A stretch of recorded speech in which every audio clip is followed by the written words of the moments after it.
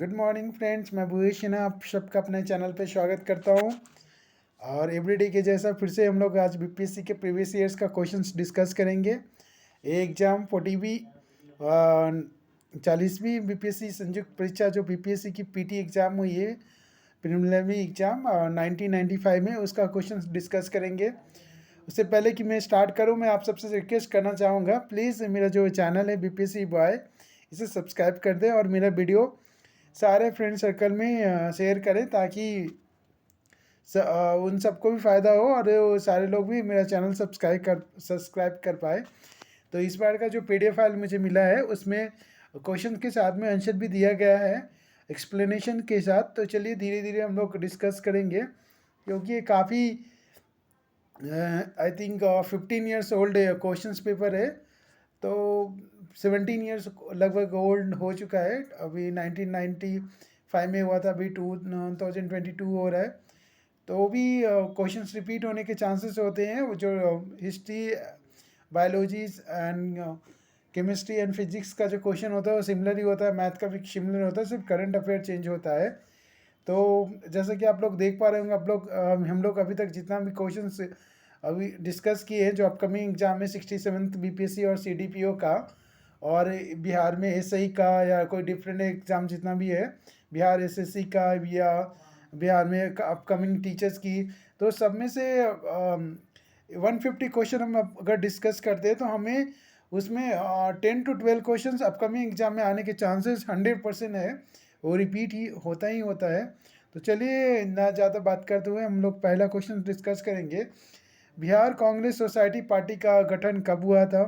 तो ये repeated question है। इसका सही आंसर हो जाएगा ऑप्शन सी, 1934 में, और ये 64 में भी पूछा गया है। तो व्याख्या में दिया गया है बिहार कांग्रेस सोशलिस्ट पार्टी नामक संगठन की स्थापना 1931 में गंगा शरण सिंह, रामवृक्ष बेनीपुरी, रामानंद मिश्रा आदि ने की थी। लेकिन 1934 में पटना के अंजुमन इस्लामिया हॉल में इस पार्टी का औपचारिक स्थापना हुआ। इसके अध्यक्ष थे आचार्य नरेंद्र देव तथा सचिव थे जयप्रकाश नारायण। तो स्रोत वन में क्या दिया गया है? बिहार में एक परिचय लेख का कमर हसन याज अहमद 2011 का संस्करण है। ये पृष्ठ 53 में दिया गया है। तो ये क्वेश्चन 95 पीटी में पूछा गया था। तो जैसा कि देख रहे होंगे, ये क्वेश्चन अभी तक 2 बार रिपीट हो चुका है, एक बार 64 में, एक बार 66 में, लगभग 2 साल के गैप में पूछा जा रहा है। तो फिर से मैं क्वेश्चन फर्स्ट रिपीट करूंगा। बिहार कांग्रेस सोशलिस्ट पार्टी की गठन कब हुई थी? गठन कब हुआ था वो पूछा गया है। तो ऑप्शन सी सही हो जाएगा। 1934 ईस्वी में गठन हुई थी बिहार कांग्रेस सोशलिस्ट पार्टी का नामक संगठन की स्थापना 1931 में गंगा शरण सिंह, रामवृक्ष बेनीपुरी, रामानंद मिश्रा आदि ने की थी। लेकिन इसका जो 1934 में पटना के अंजुमन इस्लामिया हॉल में इस पार्टी का औपचारिक स्थापना की घोषणा हुआ था। तो इसके लिए इसका करेक्ट आंसर 1934 है। क्वेश्चन नंबर सेकंड डिस्कस करते हैं। क्वेश्चन नंबर सेकंड में दिया गया है 1866 से लेके 1886 के नील खेतिहरों के बिहार में हुए विद्रोह के क्षेत्र की पहचान करें। 1866 से 1886 के नील खेतिहरों के बिहार में हुए विद्रोह के क्षेत्र की पहचान करें। तो ये चंपारण और मुजफ्फरपुर में हुआ था। ये भी रिपीटेड क्वेश्चन से हमेशा आते रहता है, मॉडर्न हिस्ट्री का है, जो भी बिहार से रिलेटेड क्वेश्चन है। तो इसका ऑप्शन डी सही बताया है और ये डी सही होगा। और चंपारण और मुजफ्फरपुर व्याख्या में दिया गया 1866 से 1886 के बीच बिहार में चंपारण तथा मुजफ्फरपुर में नील खेतिहरों ने तीन कटिया प्रथा का विरोध किया था। नील है किसानों की दुर्दशा का वर्णन दीनबंधु मित्र ने अपने नाटक नील दर्पण में किया है।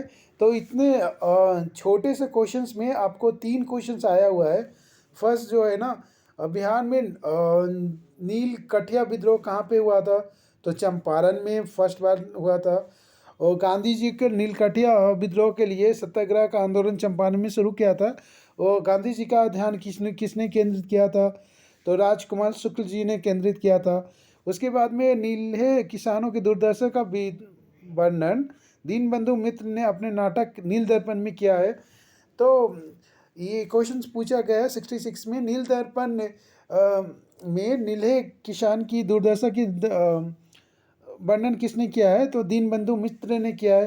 तो टोटल 3 क्वेश्चंस इससे कनेक्टेड हो रहे हैं और एक काफ़ी इंपॉर्टेंट है, भी वीआईपी नोट कर लीजिएगा। क्वेश्चन नंबर सेकंड है, मैं फिर से रिपीट करूँगा। 1866 से 1886 के नील खेतिहरों के किसान में हुए विद्रोह के क्षेत्र की पहचान करें। तो इसका फर्स्ट का आंसर ही आपका चंपारण मुजफ्फरपुर है। उसके बाद में इसमें से 3 क्वेश्चन और बनता है। 3 कटिया प्रणाली, मतलब 20 कट्टा में 3 कट्टे में नील कटी की खेती ज़बरदस्ती अंग्रेज जो है ना किसानों से कराते थे। उसकी वजह से खेतों की उर्वरक शक्ति खत्म हो जाती थी, किसानों को बहुत कम कीमत दिया जाता था। और ये जो बिंदु के ऊपर में ना अपने नाटक में नील दर्पण के दुर्दशा की किसानों का बताया है, उनका वर्णन किया है। उनका नाम दीनबंधु मित्र है।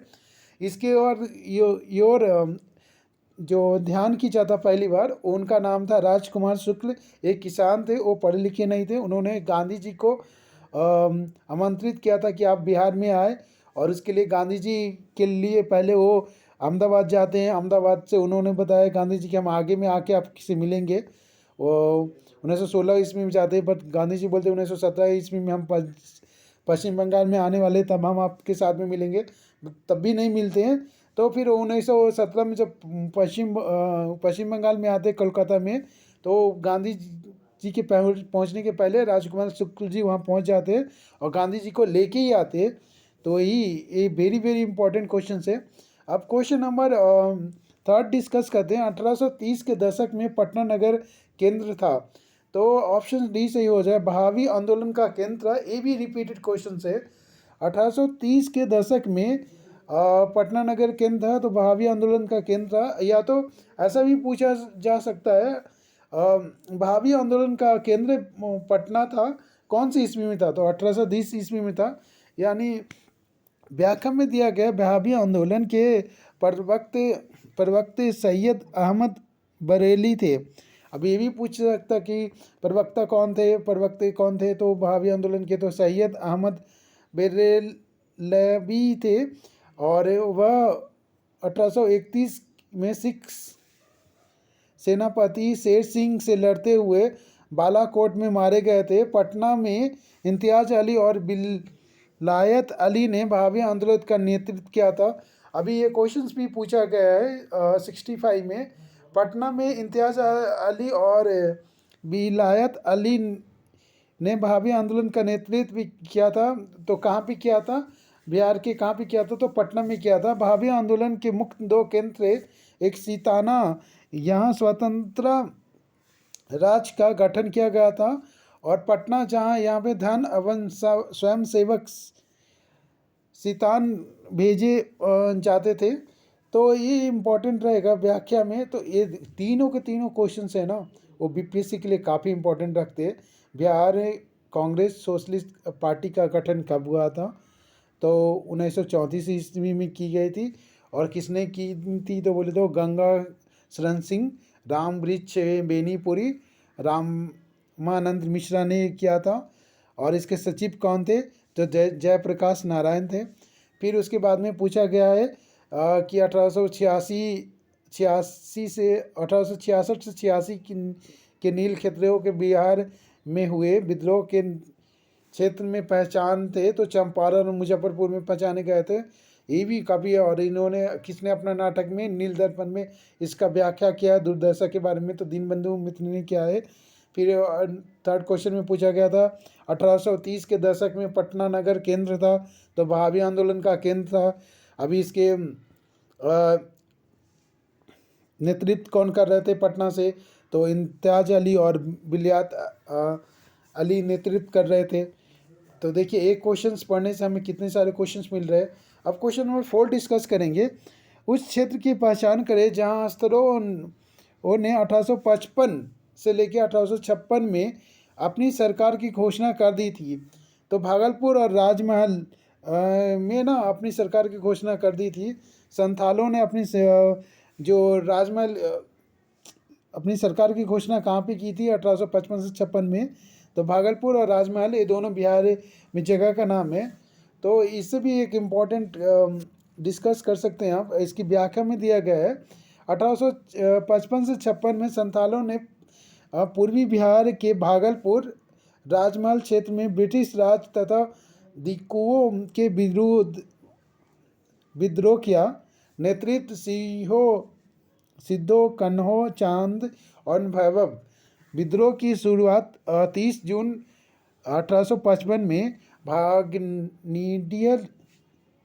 भागनीडीह से संथालों ने ब्रिटिश सेनापति मेजर बोरो को हराया।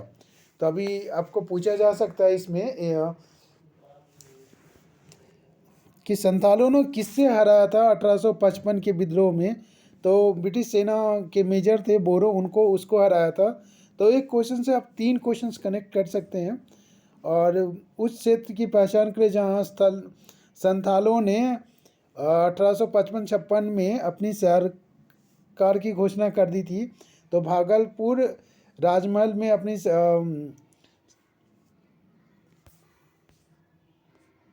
सरकार की घोषणा कर दी थी।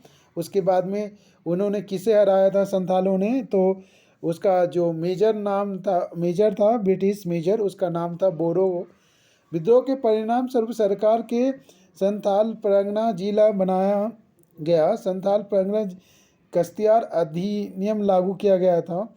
अब क्वेश्चन नंबर 5 में है ना, स्तंभ 1 में अंतिम नामों का स्तंभ 2 के अंकित नामों से सुमिलित करें। स्तंभ 1 के अंकित नामों से स्तंभ सेकेंड में अंकित नामों के सम्मिलित करने का बताया गया है। तो इसका ऑप्शन डी में जो सम्मिलित किया गया वो करेक्ट है। नागानंद जो है ना हर्षवर्धन के समय है। नागानंद जो है हर्षवर्धन के समय का है। हर्षचरित जो है वो बाणभट्ट के द्वारा लिखा गया है, या मतलब बाणभट्ट के से रिलेटेड है। तुगलकनामा जो है वो अमीर खुसरो से रिलेटेड है।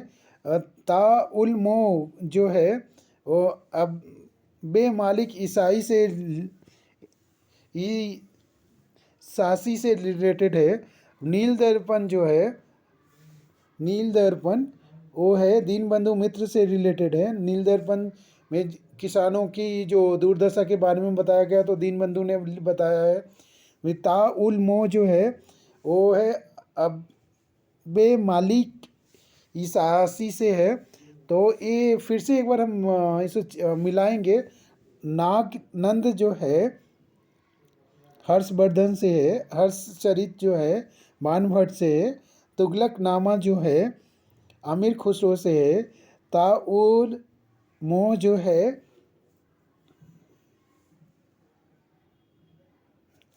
अब्दे मालिक ईसासी से है। अब्दुल मालिक ईसासी से है। और जो लास्ट है नील दर्पण जो है दीनबंधु से है। तो देख ये हमारा कंप्लीट हुआ। और इसमें 4 जो है ना वो 4 एक्स्ट्रा ऑप्शंस दिया गया है। क्वेश्चन नंबर 6 नंबर जो है ना, ये भी काफ़ी रिपीटेड क्वेश्चन है, हमेशा पूछा जाता है। चीनी यात्री ईसिंग ने बिहार का भ्रमण किया लगभग। तो चीनी यात्री उपयुक्त में से कोई नहीं होगा। ईस्तियांग ये रिपीटेड मार देगा। 671 या 672 में के आसपास अपने 37 बौद्ध सहयोगियों के साथ भारत भ्रमण पर चला। सहयोगी के साथ छोड़ देने के कारण वह अकेले ही दक्षिण के समुद्र भाग से भारत आया। तो इति संघ जो चीनिया तो हेनसंग है, इति संघ है। तो 671 से लेके 672 टोटल कितने सहयोगियों के साथ में चला था, ऐसा भी पूछा जा सकता। तो 37 बौद्ध सहयोगियों के साथ भारत के भ्रमण पे चला था। क्वेश्चन नंबर 7 डिस्कस करेंगे। नगरों का क्रमिक पतन किस काल की एक महत्वपूर्ण विशेषता थी? तो प्रतिहार युग की महत्वपूर्ण विशेषता थी नगरों का क्रमिक पतन। उद्योग धंधे तथा व्यापार वाणिज्य की व्याख्या में दिया गया है। उद्योग धंधे तथा व्यापार वाणिज्य की दृष्टि से 7वीं से लेकर 12वीं सदी का काल आर्थिक जड़ता तथा ह्रास का कला था। नगरों की आर्थिक समृद्धि नष्ट हो गई। हेनसांग, देखिए हमें पूछा है, हेनसांग के वितरण एवं पुस्तिका साक्ष्यों में इस कला के में नगरों के पतन का स्पष्ट प्रमाण मिलता है। हेनसांग भी हमारा एक चीनी यात्री था।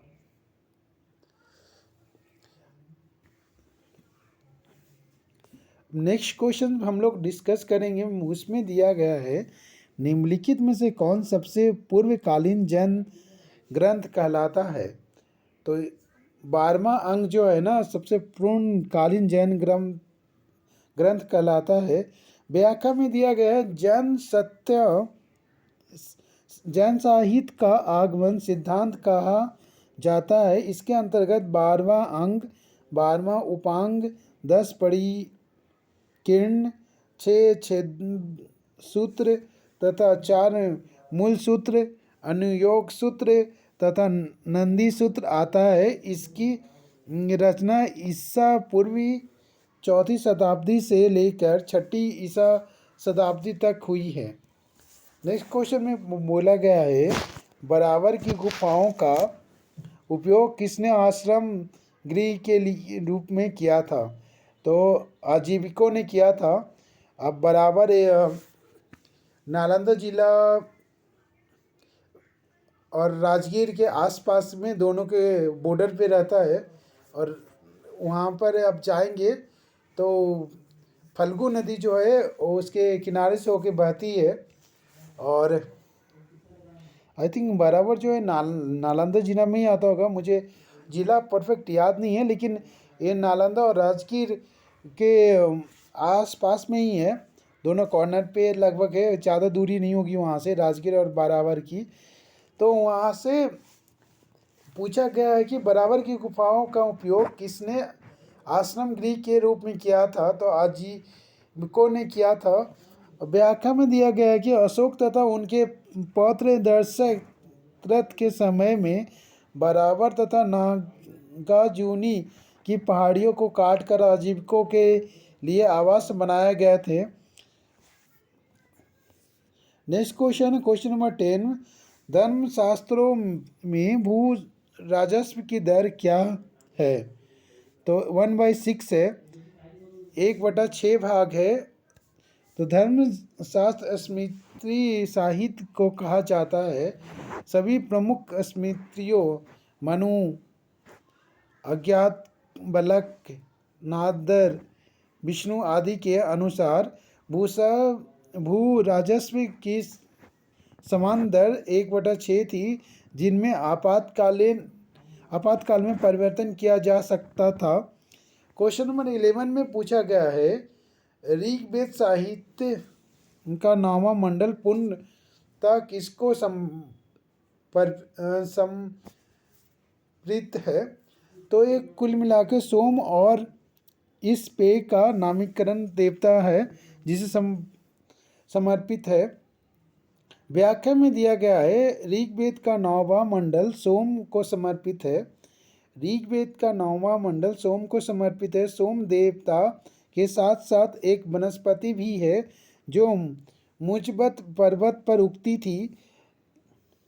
जैसे जड़ी बूटी सुनोगे ना रामायण में, लक्ष्मण जी को जब बाण लगती है तो हनुमान जी हिमालय से जड़ी बूटी की पहाड़ी उठा के लेके आते हैं, संजीवन बूटी, उसमें से ढूंढ कर जो ऋषि मुनि होते हैं उसको देते हैं और लक्ष्मण जी का प्राण फिर से रिटर्न आ जाता है, जिंदा हो जाते हैं वो। रामायण अभी काफ़ी लॉकडाउन में चला है, आई थिंक सबने देखा ही होगा, ऐसे बचपन में तो हर किसी ने देखा है। इसी में सोम रस बनता था, जिसका पान ज्ञान और धार्मिक आयोजन के अवसर पर प्राप्त किया जाता था। अभी हम लोग ना डिफरेंट डिफरेंट फ्लेवर्स के पीते हैं, सॉफ्ट ड्रिंक्स वगैरह, बट पहले के ज़माने में वो जड़ी बूटी से इतने अच्छे अच्छे सोम रस बनाए जाते थे, और वो धार्मिक कार्यों में या शादी विवाह में सबको परोसा जाता था। और वो राजा महाराजाओं की टाइम की थी, अभी तो बिल्कुल ही चेंज हो चुका है। क्वेश्चन नंबर 12 डिस्कस करेंगे। तो इसके बाद एक बार फिर से व्याख्या में दिया गया है, ऋग्वेद का 9वां मंडल सोम को समर्पित है। तो पूछा जाएगा कि ऋग्वेद साहित्य का 9वां मंडल किसके लिए समर्पित है, तो सोम और इससे पेय का निर्मित देवता है। देवता मीन्स जो सोम देवता के साथ साथ में एक वनस्पति थी, मतलब पहाड़ों के ऊपर वनस्पति उगती है ना, जड़ी बूटी, ऐसे भी हम ज़्यादातर है ना पहाड़ों के ऊपर में भगवान को पूजते हैं, और बड़ी बड़े मंदिर वहीं पर है, तो उसके लिए उस रिलेटेड किया गया है। इसी को सोमेश्वर बनता था, जिसका पता नहीं है। तो कुल मिलाकर हमें क्वेश्चन का आंसर यही होगा कि ऋग्वेद साहित्य का 9वां मंडल पूर्णतः किससे संबंधित, तो ऋग्वेद का 9वां मंडल सोम से समर्पित है। ये क्वेश्चन याद रखिएगा, अपकमिंग एग्जाम में आने के 100% चांसेस है। मैं अभी तक टोटल 6 ईयर्स का क्वेश्चन डिस्कस कर चुका हूँ, तो मुझे समझ में आया कि ऑलमोस्ट इस बार जो ये क्वेश्चन 95 का क्वेश्चन आया है ना, इसमें से हर एक इसमें पूछा गया है, हर 2 क्वेश्चंस एक दूसरे अपकमिंग एग्जाम में या हो चुका है उसमें पूछा गया, रिपीटेड क्वेश्चन है इसमें। हड़प्पा की मिट्टी के बर्तनों का सामान किस रंग का उपयोग हुआ है। हड़प्पा की मिट्टी के बर्तनों का सामान जो बनाया जाता था, उसमें कौन से रंग का उपयोग हुआ है, तो लाल रंग का उपयोग हुआ है। गेरुआ जैसा कि सुनते होंगे, अभी तो गेरुआ की कम हो रही है, कलर डिफरेंट डिफरेंट आ गए हैं, नहीं तो गेरुआ से हम लोग घर पे दीवार पोते थे, घर में जो भगवान की मूर्तियाँ थी, स्पेशली जो गार्डन में महावीर जी का मूर्ति बनाया जाता है हिंदू धर्म के अंदर में, उसमें गेरुआ से पोता जाता है उनको। व्याख्या में दिए गए संदर्भ सवस्था संयता के वृत्त भांड मिट्टी के बर्तन लाल या गुलाबी रंग के थे। कुछ तो लाल रंग के से पोतकर काली रेखाओं के चित्र बनाए जाते थे, मिटाए जा सकते हैं। तो व्याख्या ये था। नेक्स्ट क्वेश्चन है, क्वेश्चन 13 डिस्कस करके, मयूर सिंहासन पर बैठने वाला अंतिम मुगल शासक सम्राट कौन था, तो मोहम्मद शाह था जो मयूर सिंहासन पे अंतिम मुगल सम्राट जो था ना बैठने वाला था। तो ये भी वीवीआईपी में नोट कर लीजिएगा। व्याख्या में दिया गया है, नादिर शाह ईरान का शासक ने 1739 में मोहम्मद शाह रंगीला के शासनकाल में भारत पर आक्रमण किया तथा अन्य चीज़ों के अलावा शाहजहां का तख्त ताउस भी लूट कर लेके गया। तो मयूर शाह पर बैठने वाला, वो मयूर सिंहासन पर जिसको पीकॉक थ्रोन भी कहते हैं, मयूर सिंहासन पे बैठने वाला अंतिम शासक कौन था, तो मोहम्मद शाह था। क्वेश्चन नंबर 14 पे डिस्कस करेंगे, उस क्षेत्र की पहचान करें जहाँ से यूरोप वासियों को सर्वोत्तम सोरा तथा अफीम प्राप्त होता था। तो ये जो है ना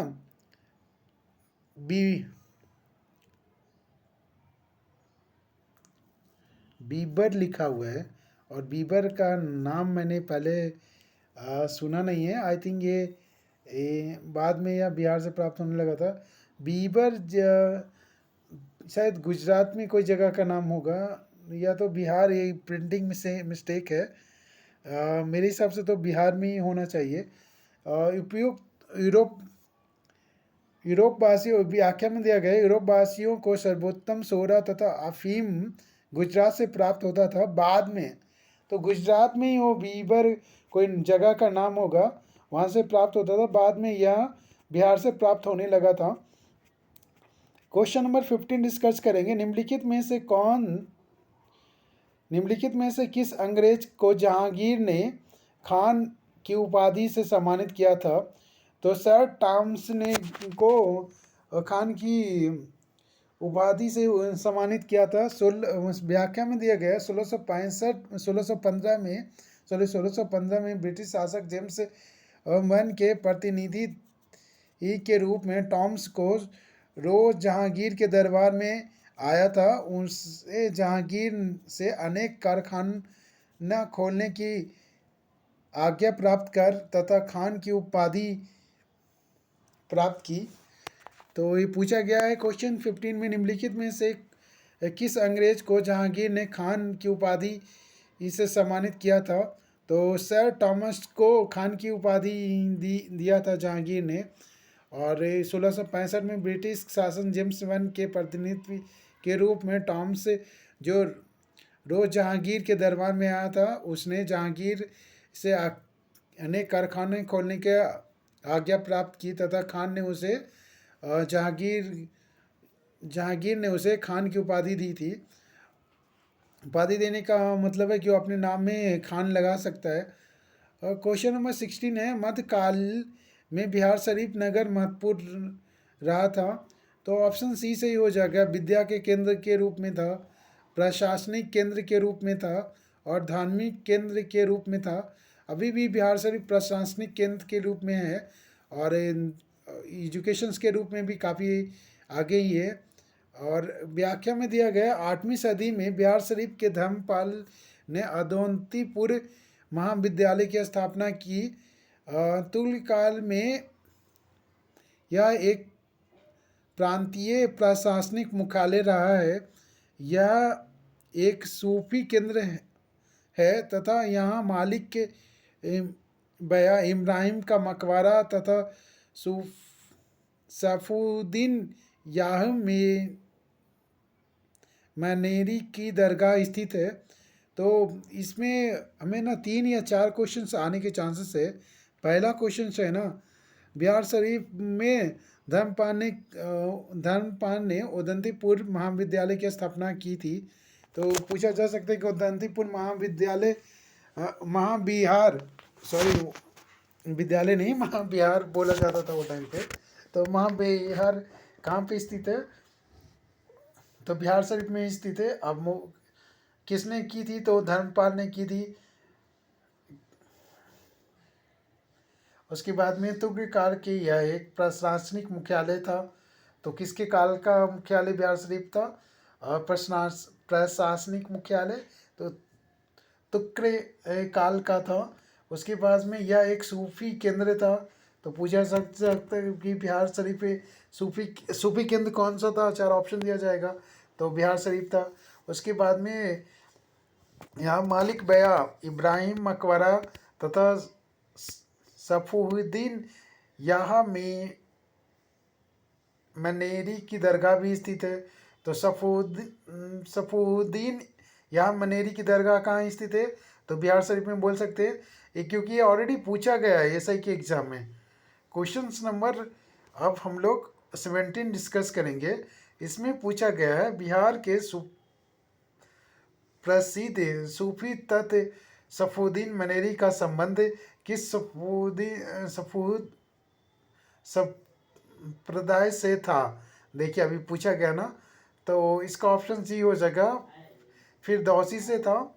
अब व्याख्या में दिया गया है सुख रादी सिलसिले की एक प्रमुख व्याख्या थी फिरदौसी। इस शाखा का मुख्य कार्य क्षेत्र बिहार था एवं सखफुद्दीन यहाँ एक सूफी शाखा का प्रसिद्ध संत था। इसके पत्तों के संग्रह में मकतूबा नाम प्रसिद्ध था। तो क्वेश्चंस देखिए, एक क्वेश्चंस आया है, मुझे ठीक से याद नहीं आ रहा है कब पूछा गया, लेकिन आया है। बिहार के सुप्रसिद्ध सूफी संत सफुद्दीन मनेरी का संबंध किस सूफी संप्रदाय से था? तो फिरदौसी से था। ये रिपीटेड क्वेश्चन है। विजयनगरम का भी जो है ना, ये भी रिपीटेड क्वेश्चन है। विजयनगरम के उस पहले शासक की पहचान करें जिसने बहमनियों से गोवा को छीना। तो हरिहर दूधिया ने बहमनियों से गोवा को छीना था।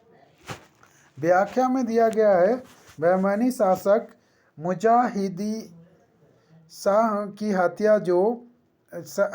हो जाने के बाद विजयनगर शासक हरिहर दूधियों ने अंदौली, चौल, दयाभौल और गोवा से बहमनी को निकाल दिया तथा कृष्णा नदी विजयनगर साम्राज्य की उत्तरी सीमा हो गई। तो क्वेश्चन में पूछा गया था, विजयनगरम के उस पहले शासक की पहचान करें जिसने बहमनियों से गोवा को छीना था। तो हरिहर दूधियों ने छीना था। क्वेश्चन नंबर 19 डिस्कस करें, निम्नांकित में से कौन भू उत्पाद पर लगने वाले कर को इंगित नहीं करता है। तो खम जो है ना, भू उत्पादन पे लगने वाले कर को इंगित नहीं करता है। व्याख्या में दिया गया है, खराज गैर मुसलमान किसानों से लिया जाने वाला भूकर इस्लामी स्वीकार करों में से एक है। खम युद्ध लॉट इस्लाम स्वीकार करों में से एक है। दूसरे मुस्लिम किसानों से लिए जाने वाला भूमि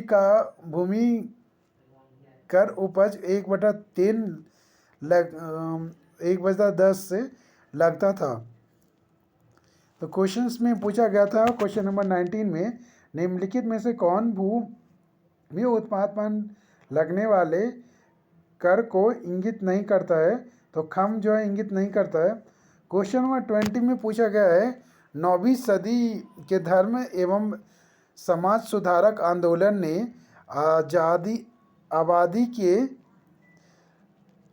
ने आबादी के किस वर्ग के मुख्य आकर्षित किया था। तो इसका ऑप्शन बी सही हो जाएगा, बुद्धिजीवी वर्ग को और नगर उच्च जाति वाले लोगों को आकर्षित किया था। तो ये भी इम्पोर्टेंट क्वेश्चन है, रिपीटेड क्वेश्चन है। क्वेश्चन नंबर 21 डिस्कस करेंगे, किसके द्वारा मंदिरों में प्रवेश के अधिकार की मांग की प्रस्तुति के कारण 1899 में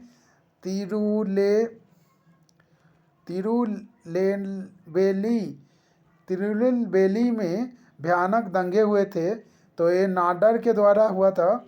दक्षिण तमिलनाडु के नाडलों ने व्यापार के द्वारा धन कमाकर एक उच्च वर्ग का निर्माण कर लिया। इसके द्वारा मंदिरों में प्रवेश की मांग को लेकर 1899 में तिरुनेलवेली में गंभीर दंगे हुए थे। क्वेश्चंस बहुत इंपॉर्टेंट है। नादर में हुआ था। किसके द्वारा मंदिरों में प्रवेश के अधिकार की मांग की प्रस्तुति के कारण 1899 में तिरुनेलवेली में भयंकर दंगे हुए थे। तो नाडर के द्वारा हुआ था। क्वेश्चन नंबर 22 डिस्कस करेंगे, महाराष्ट्र के किस समाज सुधारक को लोकहितवादी कहा जाता है। तो गोपाल हरि देशमुख को कहा जाता है। नेक्स्ट क्वेश्चन डिस्कस करेंगे, क्वेश्चन नंबर 23 है, रेगुलेटिंग एक्ट के प्रावधानों के तहत बिहार के लिए एक प्रांतीय सभा की स्थापना हुई। तो 1774 ईस्वी में हुई थी। रेगुलेटिंग एक्ट के बाद में निश्चित जो कलेक्टर कहे जाते थे वह बिहार में प्रसिद्ध रेवेन्यू काउंसिल ऑफ पटना स्थित 1770 में दोनों को समाप्त कर बिहार के लिए एक प्रांतीय सभा की गठन किया था। ये व्याख्या में दिया गया है। तो 1774 में हुई थी। रेगुलेटिंग एक्ट के प्रावधानों के तहत बिहार के लिए एक प्रांतीय सभा की स्थापना की थी। तो 1774 में की थी। 1856 में निम्नलिखित कानून पारित हुआ। तो इसका ऑप्शन सी सही हो जाएगा, धार्मिक असुविधा कानून और हिंदू विधवा पुण्य विवाह कानून। हिंदू विधवा पुण्य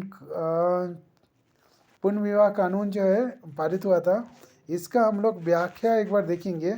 धार्मिक असंवेदना कानून, सती निर्देश रेगुलेटिंग 1829 ईस्वी में, हिंदू विधवा पुण्य विवाह कानून 1856 ईस्वी में, राज हड़पने की सिद्धांत 1848 ईस्वी में।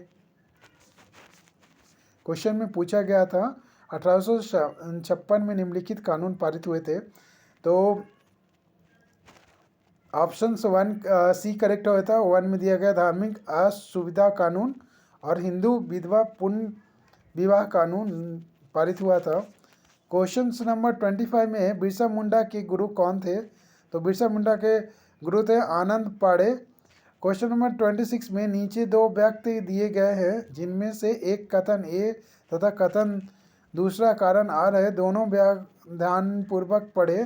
राष्ट्रीय संवेशक संघ 1942 के भारत छोड़ो आंदोलन के पृथक रहे हैं, तो इसका सी ऑप्शन सही हो जाएगा। राष्ट्रीय स्वयं सेवक संघ 1942 के भारत छोड़ो आंदोलन के पृथक रहे हैं और सी में और आर दिया गया है। आर में इसका विचार था कि इस आंदोलन से भारत की स्वतंत्रता में देरी होगी। क्वेश्चन नंबर 27 डिस्कस करेंगे। 27 में पूछा गया ऑल इंडिया स्टेट पीपलर कॉन्फ्रेंस का गठन कब हुआ था?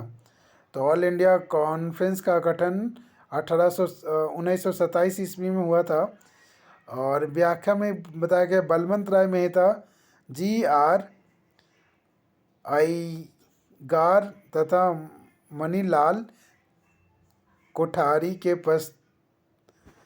प्रयासों से ऑल इंडिया स्टेट पीपलर कॉन्फ्रेंस का गठन 5 दिसंबर 1927 को हुआ था। क्वेश्चन नंबर 28 में पूछा गया है कम्युनिस्ट इंटरनेशनल का सदस्य बनने वाला पहला भारतीय कौन था? तो MN रॉय था। क्वेश्चन नंबर 28 में पूछा गया कम्युनिस्ट इंटरनेशनल का सदस्य बनने वाला पहला भारतीय कौन था? तो MN रॉय था। क्वेश्चन नंबर 29 देखेंगे, इसमें पूछा गया है खुदाई खिदमतगार संगठन की स्थापना किसने की थी? तो खान अब्दुल गफ्फार ने की थी। नेक्स्ट क्वेश्चन है क्वेश्चन नंबर 30 डिस्कस करेंगे। असहयोग आंदोलन के समय संबंधित घटनाओं का सही क्रम में निर्धारित करें। तो चौरी चौरा के पुलिस गोलीकांड फर्स्ट सही है, यानी सीरियल नंबर में सही है। उग्रवीर द्वारा पुलिस थानों को जला दिया जाना, गांधी जी के द्वारा आंदोलन को स्थगित करना, गांधी जी की गिरफ्तारी, तो ये सब सही है। क्वेश्चन नंबर 31 डिस्कस करेंगे किसने खिलाफत आंदोलन को हिंदू और मुस्लिम की एकता के ऐसे अवसर के रूप में देखा जो 100 वर्ष में भी पूर्ण प्रस्तुत नहीं हुआ? तो महात्मा गांधी ने देखा था। क्वेश्चन नंबर 32 डिस्कस करेंगे निम्नलिखित में से किसका योगदान होम रूल की स्थापना में नहीं था? तो TM अलकाट का नहीं था। क्वेश्चन नंबर 33 डिस्कस करेंगे निम्नलिखित में से कौन वर्ग 1905 के स्वदेशी आंदोलन के मुख्य अप्रभावित रहा है? तो इसका जो है मुस्लिम अप्रभावित रहा है। जैसे कि व्याख्या में दिया गया बंग भंग विरोधी स्वदेशी का बहिष्कार आंदोलन 1905 में छात्रों और महिलाओं की भूमिका अहम रही है। समान मुस्लिम इससे अलग रहे हैं, आंदोलन की सड़कों को भी अपने साथ नहीं जोड़ सका। कुल मिलाकर आंदोलन शहरों तथा प्रांत के उच्च तथा मध्य वर्गों तक ही सीमित रहा है। तो 1905 में जो स्वदेशी आंदोलन के मुख्य प्रभावित रहा था, तो इसका ऑप्शन जो है ना बी सही हो जाएगा। फर्स्ट महिलाएं, सेकंड जो है मुस्लिम, और कृषक, इन 3 मेंबर से दूर ही रहा था, अप्रभावित रहा था। क्वेश्चन नंबर 34 में पूछा गया है 1873 ईस्वी में किसने सत्यशोधक समाज की स्थापना की थी? तो ज्योतिबा फुले ने की थी। एक क्वेश्चन रिपीटेड है, 1873 ईस्वी में सत्यशोधक समाज की स्थापना किसने की थी? तो ज्योतिबा फुले ने की थी। और ईस्वी याद कीजिएगा, 1873 ईस्वी में। क्वेश्चन नंबर 35 में पूछा गया है भारतीय राष्ट्रीय कांग्रेस की प्रथम महिला अध्यक्ष का नाम बताएं? तो एनी बेसेंट था। क्वेश्चन नंबर 36 में पूछा गया है किस वर्ष हिंदुस्तान रिपब्लिक एसोसिएशन की स्थापना की गई थी? तो 1924 ईस्वी में की गई थी।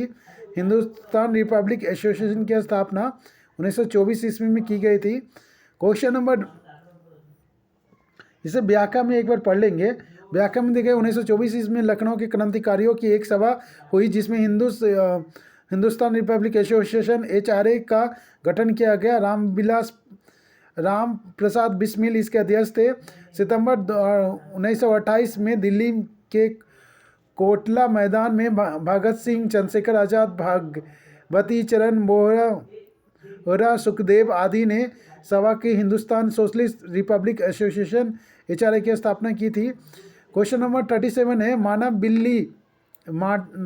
बलि प्रथा का निर्देश करने के कारण अंग्रेजों के विद्रोह करने वाला जनजाति का नाम था?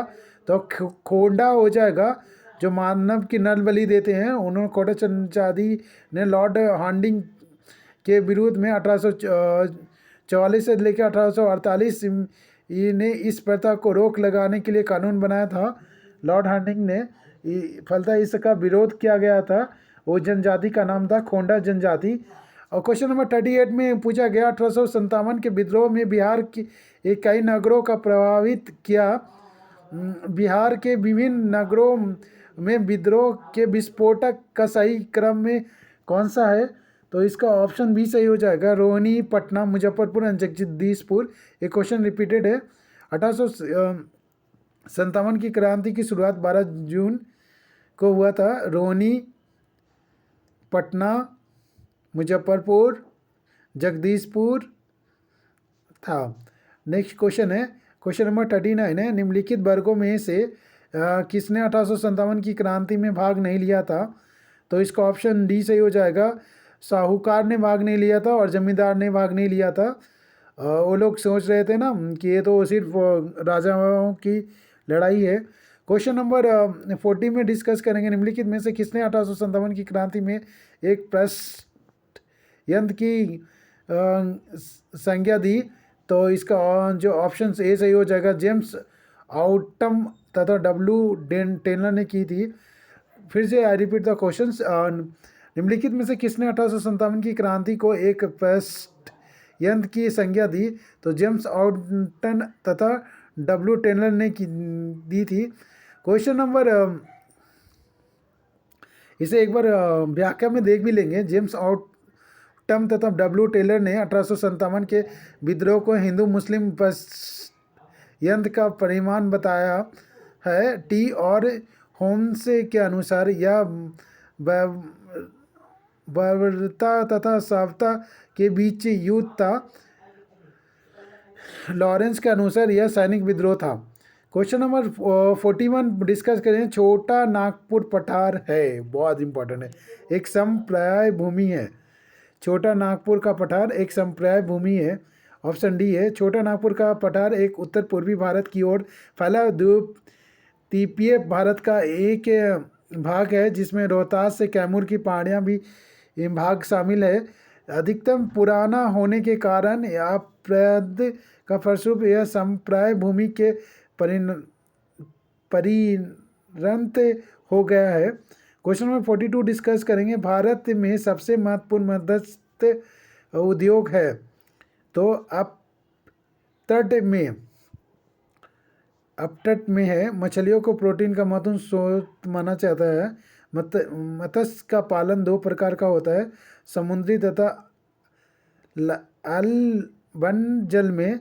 हमारे देश के तटों के साथ साथ फैले सागर में 20 लाख वर्ग किलोमीटर में अन्य आर्थिक क्षेत्र हैं जिसमें भारी मात्रा में भोजन सामग्री प्रदान करने का क्षमता है।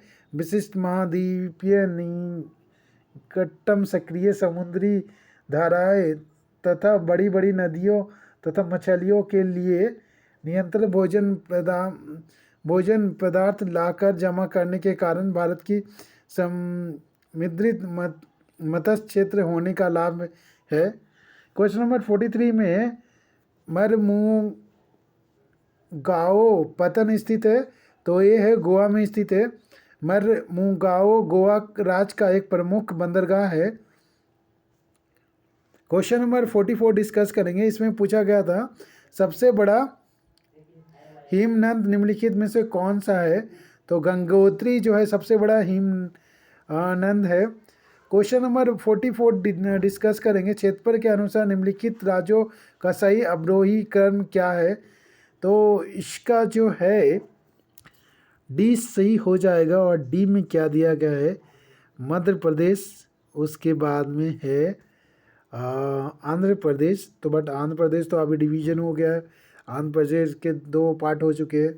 तो ये लेटेस्ट देखा जाए तो मध्य प्रदेश, उसके बाद उत्तर प्रदेश, फिर बिहार और फिर जाके आंध्र प्रदेश आ सकता है, नहीं तो बिहार लास्ट में आएगा, आंध्र प्रदेश थर्ड स्थान पे आएगा। 1 मिनट, 2000 में उत्तर प्रदेश का उत्तराखंड और बिहार से झारखंड मतलब अलग होने के कारण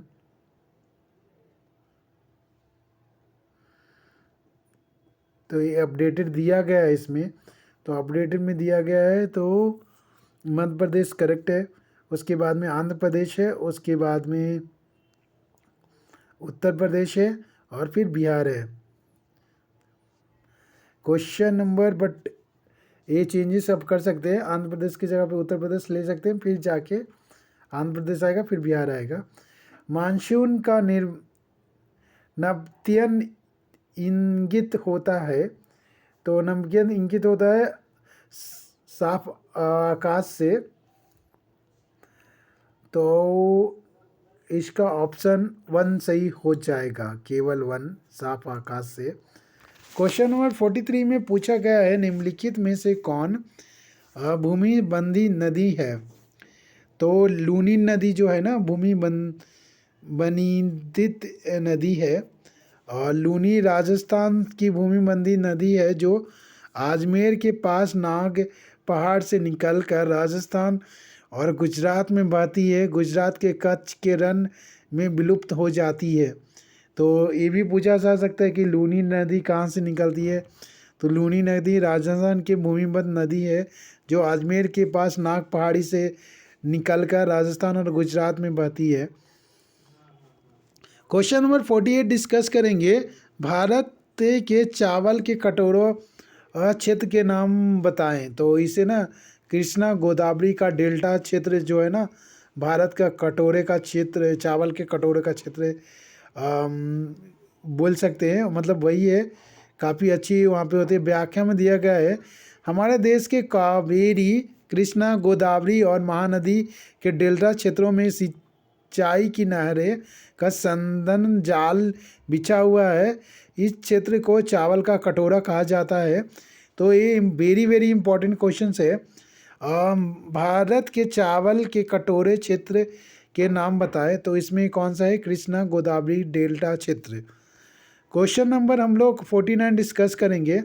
समस्त विश्व में चीतों की सर्वाधिक आबादी भारत में है, इनकी अनुमानित संख्या कितनी है, तो 6000 है। भारत में चीते मध्य प्रदेश, गुजरात, उत्तराखंड, पश्चिम बंगाल एवं उड़ीसा में है। इनके संरक्षण के लिए प्रोजेक्ट टाइगर चलाया जा रहा है। क्वेश्चन नंबर 50 डिस्कस करेंगे। 50 में पूछा गया है ग्रीन पीस हरित क्रांति क्या है, तो ग्रीन पीस है ना पर्यावरण समर्थकों का एक अंतर्राष्ट्रीय संगठन है। और व्याख्या में दिया गया है ग्रीन पीस पर्यावरण समर्थकों का अंतर्राष्ट्रीय संगठन का एक संगठन है जो परमाणु परीक्षणों तथा पर्यावरण को नुकसान पहुंचाने वाले कार्यों को विरोध करता है। यानी ज़्यादा से ज़्यादा हम पेड़ लगाए और अपने पर्यावरण को बचाए और क्लाइमेट चेंजेस से बचे, धरती की तापमान न बढ़े, और क्लाइमेट चेंज ना होगा तो बाढ़ अनियमित सूखा से बचेंगे हम लोग। तो ग्रीन पीस हरित शांति क्या है? तो पर्यावरण समर्थकों का एक अंतर्राष्ट्रीय संगठन है। क्वेश्चन नंबर 51 में पूछा गया, तेज हवा वाली रात्रि में ओस नहीं बनती है क्योंकि बाष्पीकरण की दर तेज हो जाती है। अब तेज हवा चलेगी तो ओस नहीं बनती है क्योंकि बाष्पीकरण का जो दर है ना वो तेज हो जाती है इसकी कारण से। तो व्याख्या में क्या दिया गया? जल के तरल से गैसीय अवस्था में परिवर्तन की प्रतिक्रिया को बाष्पीकरण कहते हैं। तेज हवा वाली रात्रि में ओस नहीं बनती है क्योंकि बाष्पीकरण की दर तेजी हो जाती है। चूँकि ओस बनने के लिए निम्न परिस्थितियाँ होना चाहिए: साफ आकाश होना चाहिए, शांत वातावरण होना चाहिए, हल्की समीर होनी चाहिए, उच्च सापेक्ष आर्द्रता होनी चाहिए और ठंडी और लंबी रात होनी चाहिए, तभी ओस बनती है। और ओस से जब घासों पे गिरती है, अगर वहाँ पे आप नंगे पैर चलते हैं तो आपकी आँखों के लिए, आपकी हेल्थ के लिए काफ़ी फ़ायदेमंद होता है। तो एक बार फिर से हम ये क्वेश्चन रिपीट करेंगे। 51 में पूछा गया, तेज हवा वाली या रात्रि में ओस नहीं बनती है क्योंकि उसमें ना बाष्पीकरण की दर जो है ना तेज हो जाती है। तो ऑप्शन ए सही हो जाएगा। समुद्र नीला प्रतीत होता है, किसके कारण होता है? तो प्रकाश के परावर्तन तथा जल के कणों द्वारा प्रकाश के परिकर्णन के कारण होता है। तो ऑप्शन बी सही हो जाएगा। व्याख्या में दिया गया है, प्रकाश के परिकर्णन के कारण समुद्र नीला दिखाई देता है जब प्रकाश किसी माध्यम से गुजरता है जिसमें धूल तथा अन्य पदार्थ के अत्यंत सूक्ष्म कण होते हैं। तो इनके द्वारा प्रकाश सभी दिशाओं में प्रसारित हो जाता है। इस घटना को ही प्रकाश का परिकर्णन कहते हैं।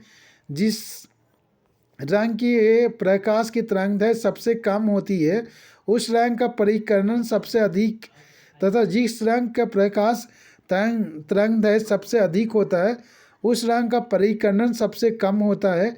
चूँकि बैंगनी रंग का परिकर्णन सबसे अधिक तथा लाल रंग का परिकर्णन सबसे कम होता है, अतः परिकर्णन प्रकाश का मिश्रित रंग हल्का नीला है।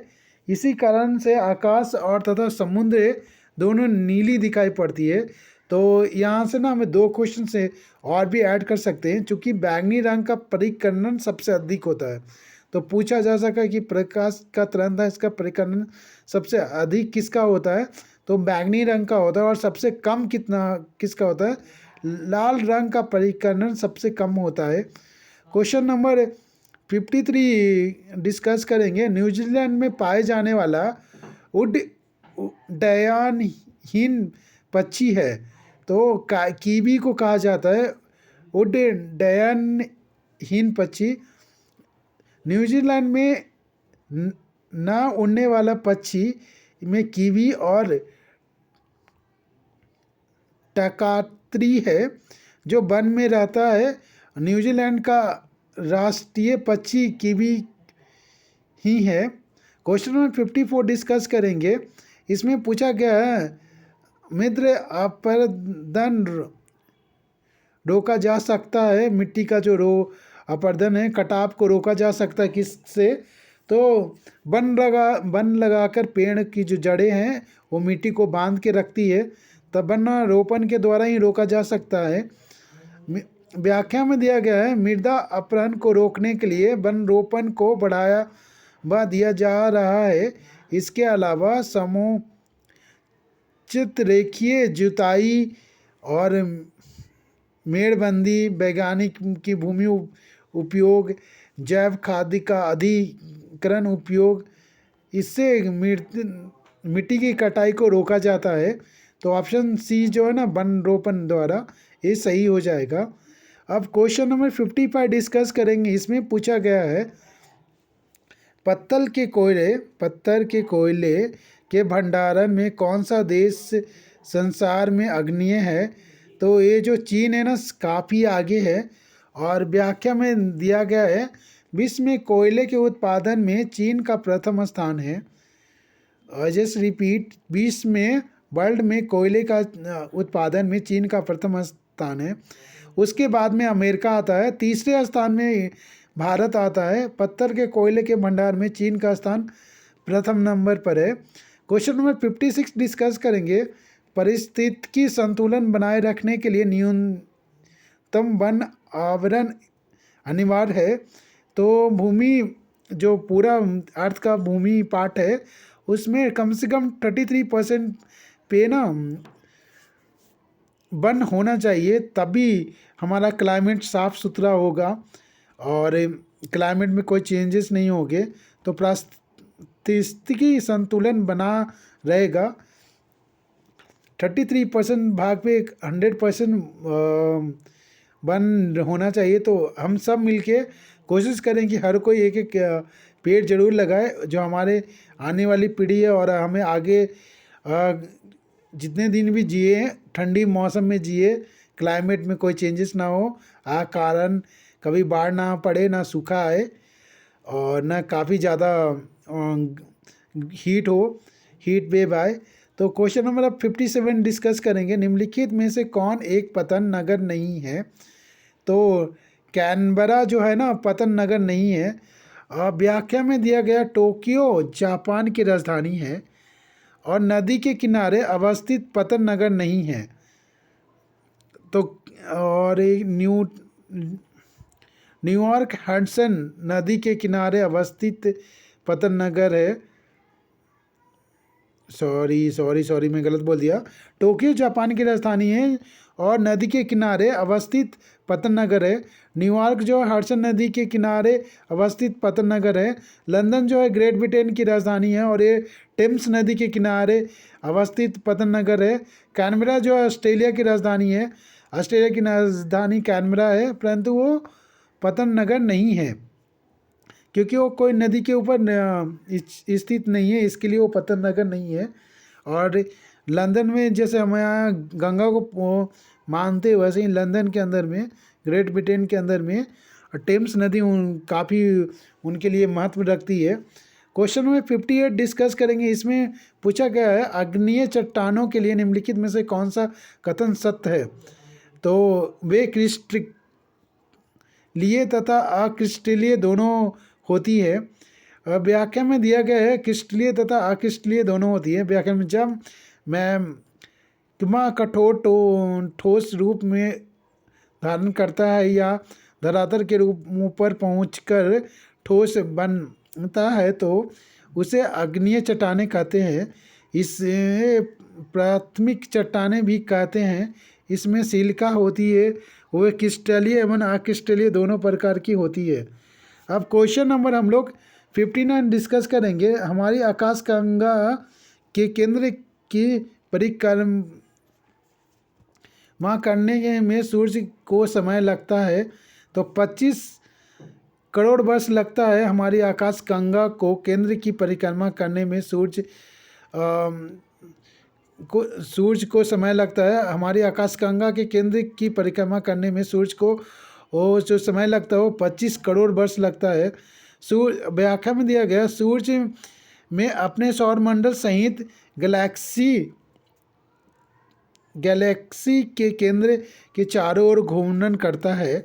जैसे पृथ्वी अपने अक्ष पे घूमती है सूर्य के चारों ओर, वैसे ही सूर्य जो है आकाशगंगा के चारों ओर घूमता है। यह अपनी एक परिक्रमा लगभग 25 करोड़ वर्ष में पूरा करता है। गैलेक्सी संपीड़ित आकार की होती है। अब क्वेश्चन नंबर 60 डिस्कस करेंगे और 60 के बाद में मैं ये वीडियो क्लोज करूँगा। फिर उसके बाद नेक्स्ट वीडियो में पार्ट सेकंड में चलेंगे। सपाटा का पूर्ण रूप क्या है? तो सपाटा का पूर्ण रूप है south Asia preference trade agreement. मैं फिर से बोलना चाहूँगा, सपाटा का पूर्ण रूप क्या है?